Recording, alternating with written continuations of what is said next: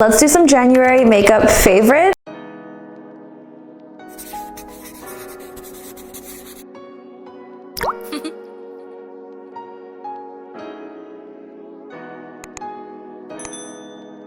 This is gonna be our first makeup favorites of the year. I don't know if I'll do these monthly. I wanna hear from you guys though. Do you guys want me to put my most used makeup, which basically means it's a makeup favorite for me, or do we only wanna hear about new makeup favorites each month? Let me know, because I'm very much a hyperfixation girly. Once I like something, I like it for quite some time. I have a lot of makeup holy grails that always tend to come back into my routine, and I love them all over again. So do you want to see new products every single time, or do we just want like, what did I use the most, so we can really see like what products I really love by the end of the year? That'll be up to you guys, so you guys let me know. But this is January, the 25-week long month. Makeup favorites, let's get into them. First up is a makeup holy grail. I'm gonna say that every single time a holy grail comes up. This is the e.l.f. Halo Glow Liquid Contour. I can't even tell you how many times that has been a makeup favorite for me. I always go back to it.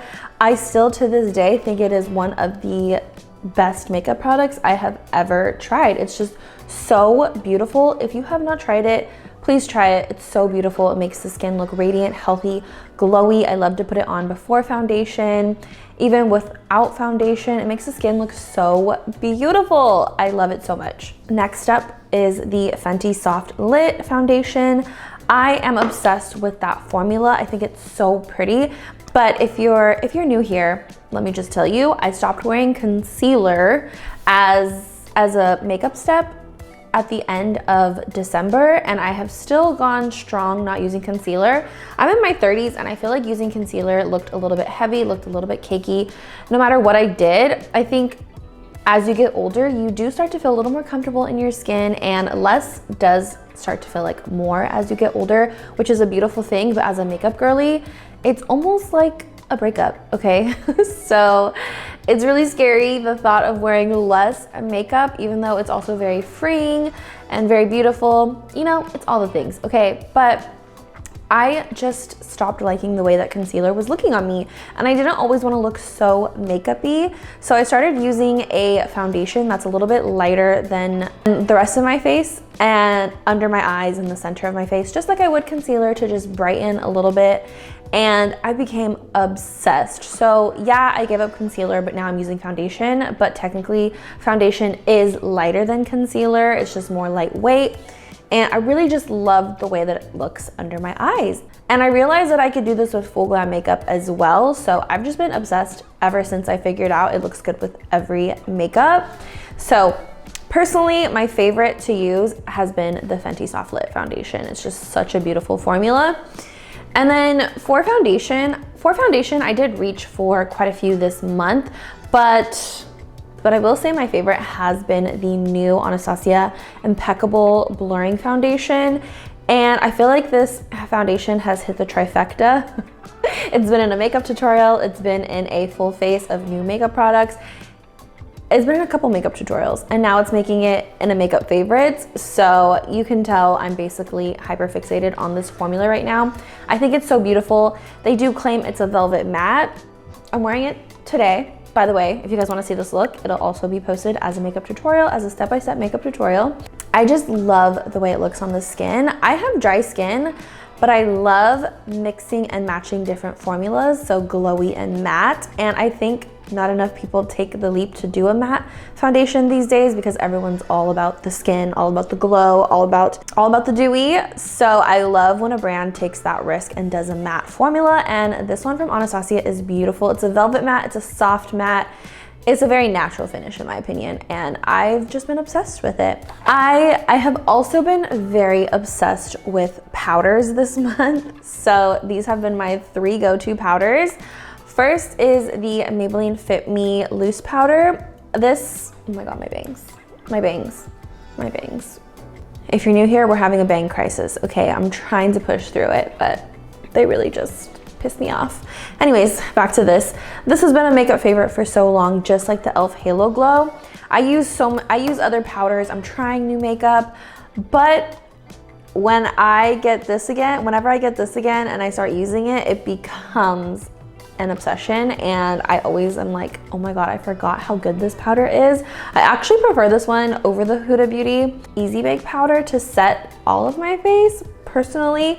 But speaking of Huda Beauty, she came out with an Ube collection. This has also had its trifecta moment as the Anastasia Impeccable Foundation. These are two new makeup releases in 2025 that I have fell in love with. I just love that you can get a really pink under eye with this Ube birthday cake powder from Huda Beauty. I have said this a million times, so if you follow me on every single platform, I'm so sorry, but I want to inform you guys that the Ube birthday cake does what we thought Cherry Blossom was going to do. It gives you a true blushy pink under eye. So it's not as brightening as it is blushy. That's what I keep saying. It's more of a blush under eye look, and I really love that. I love it. But another powder that I am very obsessed with and has also been a holy grail for a long time. This is a high-end powder.